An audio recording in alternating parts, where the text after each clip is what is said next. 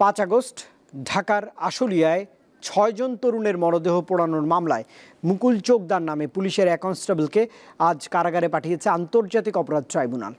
তাকে 26 জানুয়ারি আবারও হাজির করার নির্দেশ দিয়েছে বিচারপতি গোলাম মুর্তুজা মজুমদারের নেতৃত্বে 3 সদস্যের আদালত।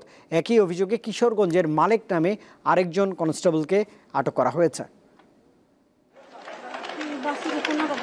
চলতি বছরের 5 আগস্ট আশুলিয়ায় 6 তরুণকে গুলি করে হত্যার পর মরদেহগুলো পুড়িয়ে দেওয়ার অভিযোগ ওঠে পুলিশের বিরুদ্ধে।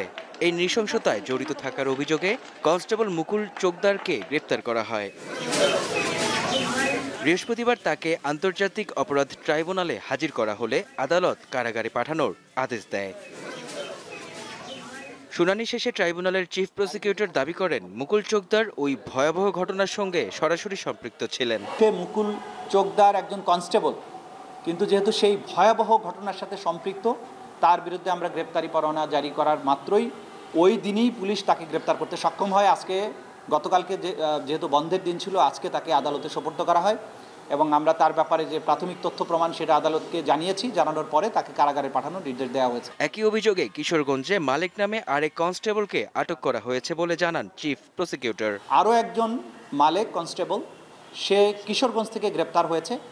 যেহেতু গতকালকে ছুটির দিন ছিল, তারা তাৎক্ষণিকভাবে আদালত খোলা না থাকায় সংশ্লিষ্ট ম্যাজিস্ট্রেটের সামনে তাকে উপস্থাপন করা হয়। সে কিশোরগঞ্জে এখন বন্দী আছে। তাকে যথাযথ প্রক্রিয়ায় নথি পাঠানো হবে ট্রাইব্যুনালে, তারপরে তাকে আবার এই মামলাতেই আবার গ্রেপ্তার দেখানো হবে।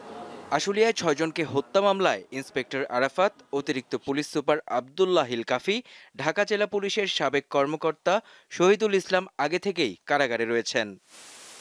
মেহেদী হাসান, দীপ্ত সংবাদ, ঢাকা।